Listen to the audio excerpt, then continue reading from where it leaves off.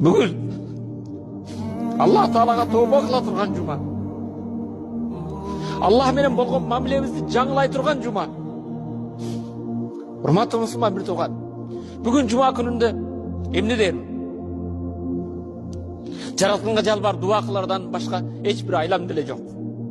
Аллахым, ыйык жума күнүндө өзүңдүн үйүңө келип, жалбарып өзүңдөн суранарым, элимди, жеримди, мекенимдин жерин, элин, авасын, суусун, аксакалдарын, карыяларын, энелерди, апаларды өзүңө тапшырдым. Аллахым, жаштар жигиттерин, кыздарын сага тапшырдым.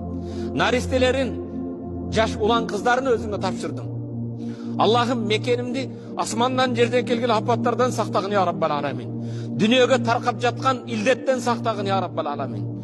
Аллахым, ыйык жума күнүндө бүгүн ошо илдетке чалгып калган, ооруп жаткан ооруларга шифа бергин я Раббал аламин.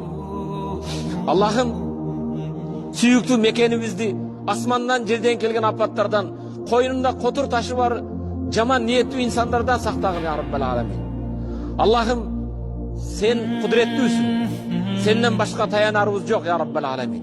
Ооруду бергенде өзүңсүн.